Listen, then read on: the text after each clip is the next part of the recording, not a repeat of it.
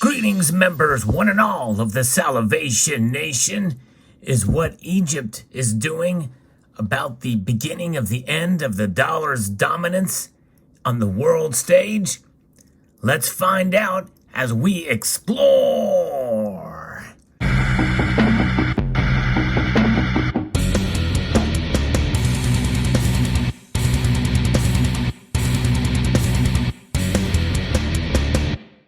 There's some news that several members of this community have brought to my attention, which I think is could be groundbreaking for a beginning of a new era.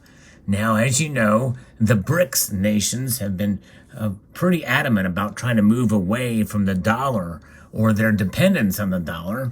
And now Egypt has joined the fray as a much closer ally to the United States. This is a very fascinating piece from Reuters that we're going to be talking about here as we explore this. And we're also going to discuss and how that could be good or bad for gold. I think most of us would probably agree it's going to be good for gold.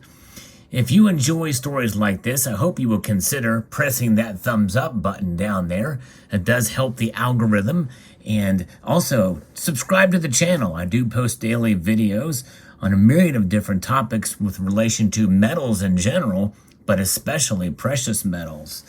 So in Cairo, Egypt will develop a new currency indicator, partly to wean people off the idea that the Egyptian pound should be pegged to the US dollar, the new central bank governor said on Sunday. And this is just this past week here. Hassan Abdallah, appointed in August, told an economic conference that the central bank was also working to introduce currency hedging and had already finished futures contracts as it revamps its currency trading system. Well, I'll tell you what, I can't think of a better hedge against currency devaluation than gold. That's for sure. I think most of us can agree. So this is something that is fascinating to see happening in Egypt. Now, most of you know Egypt's history remember a time when they broke away from the British, and since then they've kind of seen what's happening with the dollar and how the United States and other countries are debasing their currencies, and so they're kind of looking for a new way out, I think. And sooner or later, this is something that's going to have to crack in the dollar as it's being inflated. Because you cannot inflate your way to prosperity, that's for sure, and not even with the most powerful currency in the world. It's for the sake of the idea of pegging.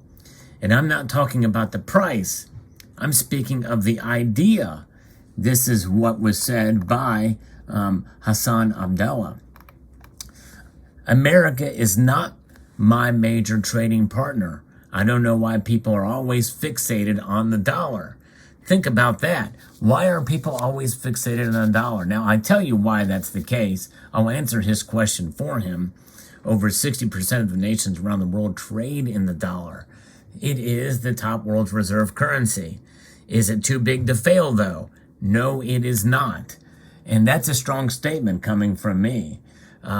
Because I do recognize that the dollar is a tough nut to crack. There's no question about it. But there are other alternatives coming out there. And by the way, this is one, the gold back, that is actually utilizing. This is a way to use gold as money today.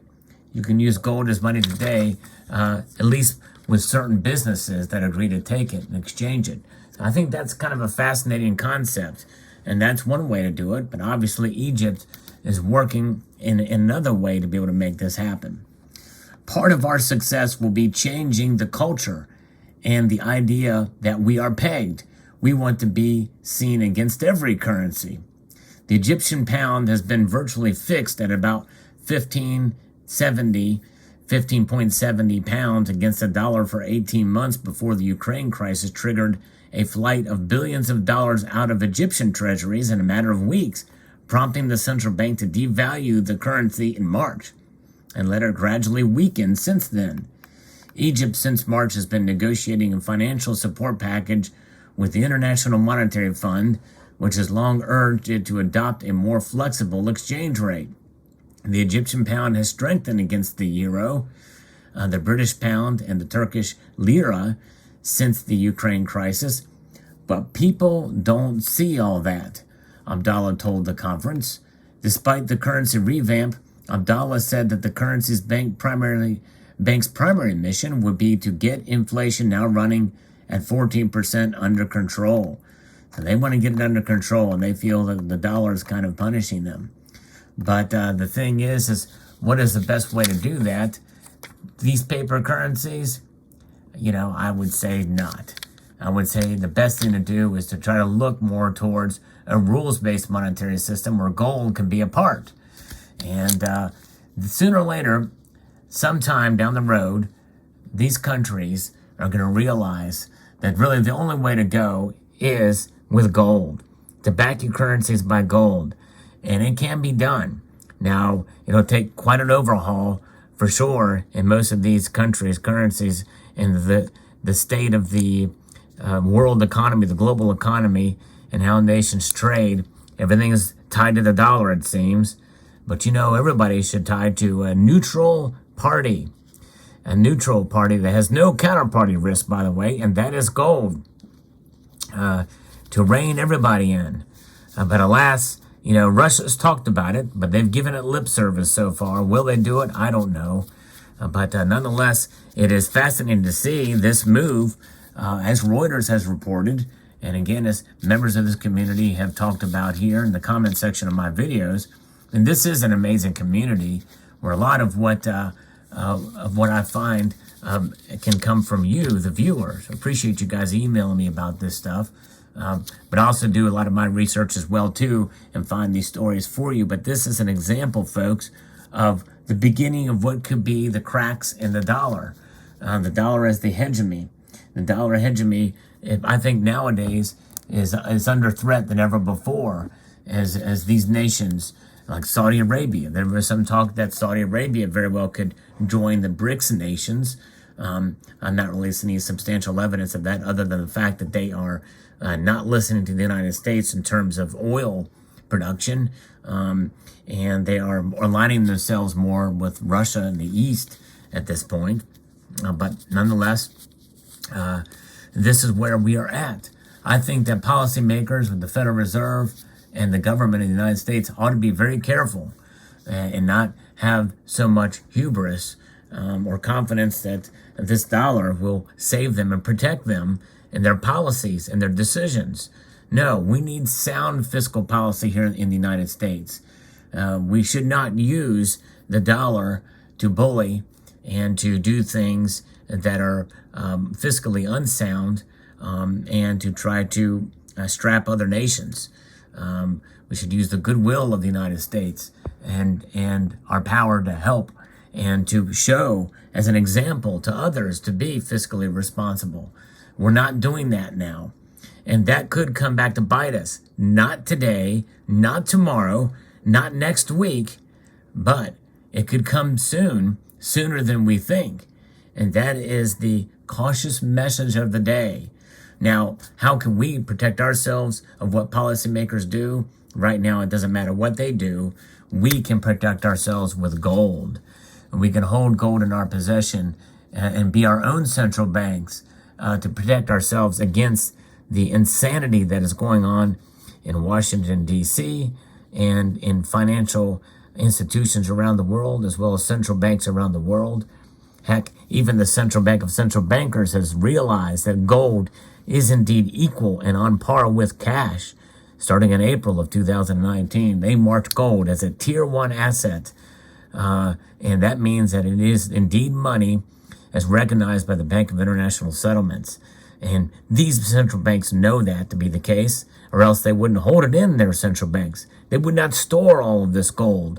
And so therefore, it is incumbent upon us, private individuals, to take responsibility for ourselves by protecting our wealth and our assets with gold.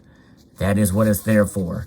And so therefore, that's what I'm doing. And I think that even as silver stackers, I think it's a wise move to diversify into gold in some measure. In fact, I encourage any silver stacker to get a full ounce not fractions of an ounce building up. I think it's a good idea to have a full ounce so you can literally feel the weight and the value in your hand. There's no better way than a full ounce in my view.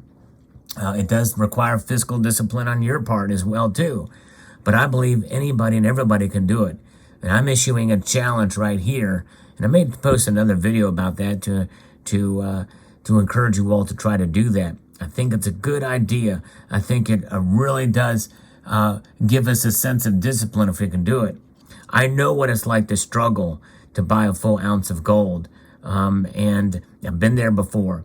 And it does take some time and effort.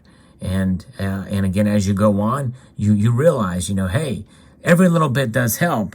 But I think to really get the idea of what this means to you, to really feel that weight, to see it in a full ounce version, you realize you're holding so much value in a small space. It really puts things even more into perspective for you. But it does require fiscal discipline.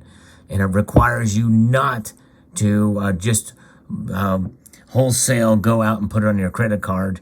Do not do that unless you get enough rewards to make up for the 3-4% difference. And that could be the case. You have to be innovative at times to be able to do it, but it can be done. And I really think it should be done. But that's just my opinion. Let me know what your thoughts are about this story about Egypt making its move. Really, in a sense, not necessarily abandoning the dollar, but decreasing its reliance on it.